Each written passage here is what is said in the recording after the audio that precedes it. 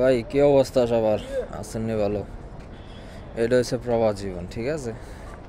এক রাত্রে আসবেন, রাতের মনে করেন অন্ধকার থাকতে থাকতে, আর আরেক রাত্রের অন্ধকারে যাবেন। এখন বাজতেছে সকাল 5টা। তো রুম থেকে উঠছি মনে করেন 4টার দিকে, ঠিক আছে। 4টার দিকে না, 3টা 40-এ। 10-15 মিনিট ফ্রেশ ট্রেশ হয়ে 4টার দিকে বাস, কোম্পানির বাস। তো কোম্পানির বাসে উঠলে সাইডে আসতে আসতে 1 ঘন্টা লাগে। 5টার দিকে হাজিরা লাগে, কাজের সাইডে যাও, সারাদিন কাজ করো, আবার অন্য রাত্রেবেলা বাসায় যাও। বাসা যেতে যেতে বাজবে রাত 8টা। রাত 8টা বাজলে গোসল টোসল করবেন, খাবার দাবার রান্না করবেন। এখানে নিজের রান্না নিজেই করতে হইব। আর যেটা মনে করেন হোস্টেল আছে, সেটা মনে করেন হোস্টেলের খাবার একদমই ভালো না, বাজে। তো নিজে রান্না বান্না করতে করতে মনে করেন 10টা 11টা বাজে যায়। তখন আপনি ফ্যামিলির সাথে কথা বলতে পারবেন না, এত একটা বেশি সময় দিতে পারবেন। শেষমেশ কী হবে, আপনারও বুঝবো না, কেউ বলবো যে সারাদিন কি বিজি থাকো তুমি, ফ্যামিলি কি বিজি থাকে। এ হচ্ছে মনে করেন দুবাইয়ের কনস্ট্রাকশন সাইট, ঠিক আছে। এটা হচ্ছে প্রবাস জীবন।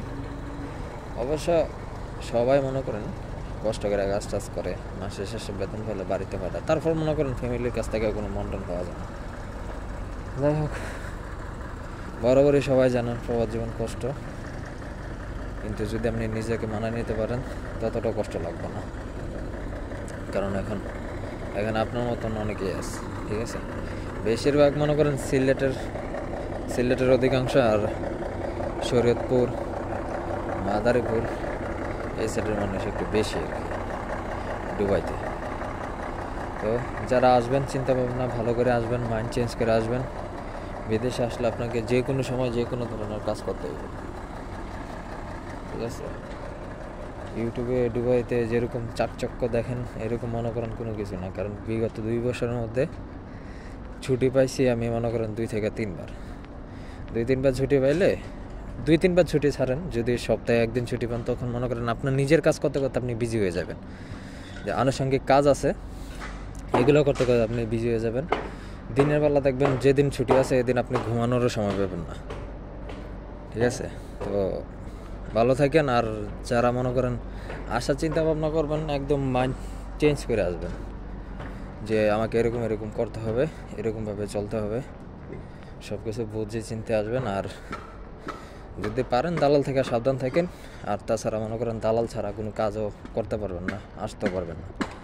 এটা ভাই সিস্টেম হয়ে গেছে, ঠিক আছে। যে সরকারি লোকের কাছে যাবেন, আমি প্রবাসী অ্যাপসের মাধ্যমে আবেদন করবেন, বইএসএলের মাধ্যমে আবেদন করবেন, এখানে কেউ ঠিক নেই। সবাই মনে করেন আছে, সিস্টেমে ঢুকে আছে। তো ভালো থাকবেন, আল্লাহ হাফেজ।